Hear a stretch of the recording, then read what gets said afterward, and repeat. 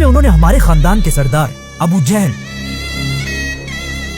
और तुम्हारे 25 कजिन्स को मार डाला है। और सबसे बड़ी बात यह है कि मुसलमान तुम्हारे बड़े भाई वलीद बिन वलीद को भी गिरफ्तार कर चुके हैं। ये सुनकर खालिद बिन वलीद को इतना गुस्सा आया कि वो सीधा अबू सुफियान के पास गए और वहां पर मक्का के सारे बड़ों ने मिलकर मुसलमानों से बदला लेने की कसम खाई।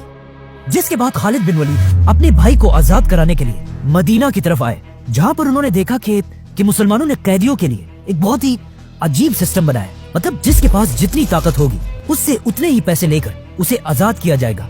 मतलब किसी से 1000 और किसी से 2000 दिनार, और जिसके पास पैसे ही ना हो मुसलमान उसे सिर्फ इस शर्त पर आजाद कर रहे थे कि वो 10 मुसलमान बच्चों को पढ़ना लिखना सिखाए। लेकिन जैसे ही खालिद बिन वलीद वहाँ पहुंचे तो उन्हें पता चला कि मुसलमानों ने उनके भाई वलीद बिन वलीद की कीमत सारे कैदियों में सबसे ज्यादा लगाई थी, 4000 गोल्ड कॉइन्स, जो आज करोड़ों रुपए बनते हैं। ये प्राइस वहाँ बैठे सारों के लिए बहुत ही शॉकिंग प्राइस थी, लेकिन खालिद बिन वलीद के लिए ये कुछ भी नहीं थी। उन्होंने ये सारे पैसे मुसलमानों को अदा किए और अपने भाई को आजाद करके वापस मक्का की तरफ रवाना हुआ। और उनका ये ख्याल था कि मक्का पहुंचकर लोग उनको बहुत जबरदस्त तरीके से वेलकम करेंगे। लेकिन मक्का पहुंचने से पहले एक रात इन्होंने रास्ते में गुजारी और अगली सुबह खालिद बिन वलीद ने उठकर देखा कि उनके भाई वलीद का बिस्तर बिल्कुल खाली है और उसके बिस्तर पर एक लेटर पड़ा हुआ है जिस पर लिखा था, खालिद, मैं तुम्हें बताए बगैर इस्लाम कबूल करके वापस मदीना जा चुका हूँ, क्योंकि मैंने वल्लाह अपनी पूरी जिंदगी में मोहम्मद जैसा इंसान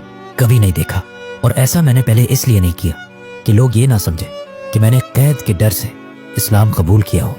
और अब जब तुमने मुझे आज़ाद करा लिया है तो मैं वापस जाकर एक आज़ाद इंसान की तरह अपनी मर्जी से इस्लाम कबूल करना चाहता हूँ। इस लेटर के बाद खालिद बिन वलीद के भाई ने तो इस्लाम कबूल कर लिया, लेकिन खालिद बिन वलीद के दिल में अभी भी अपने खानदान के खून का बदला लेने की आग जल रही थी। इसीलिए जब अगले साल मक्का वालों ने दोबारा फौज जमा की तो अबू सुफियान ने खालिद बिन वलीद के गुस्से को यूज करके उन्हें पहली बार अपनी फौज का जनरल बनाया। और इस तरह मक्का से 3000 लोगों की फौज मुसलमानों से जंग के लिए मदीना की तरफ रवाना हुई। लेकिन मदीना पहुंचने से पहले 1000 मुसलमान ओहद के पहाड़ के पास उनका इंतजार कर रहे थे। 1000 वर्सेस 3000, मतलब मुसलमानों को अपने से 3 गुना बड़ी फौज के साथ लड़ना था, जो ऑफ कोर्स एक बहुत मुश्किल काम था। लेकिन जंग शुरू होने से पहले मुसलमानों की फौज से 300 मुनाफिकीन धोखा देकर जंग छोड़कर चले गए। अब रसूलुल्लाह सल्लल्लाहु अलैहि वसल्लम के पास सिर्फ 700 लोग थे और सामने मक्का वालों की 3000 की फौज, मतलब 4 गुना बड़ी फौज।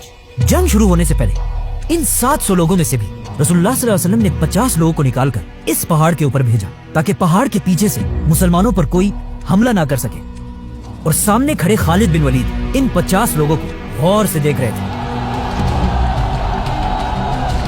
आप सल्लल्लाहु अलैहि वसल्लम ने इन 50 आर्चर्स को क्लियर ऑर्डर्स दिए थे कि अगर तुम देखो कि मुसलमान जंग जीत चुके तुमने पहाड़ से नहीं उतरना, और अगर तुम देखो कि मुसलमान जंग हार गए और हारने के बाद परिंदे उनके जिस्मों का गोश्त खा रहे हैं, तब भी तुमने पहाड़ से नहीं उतरना।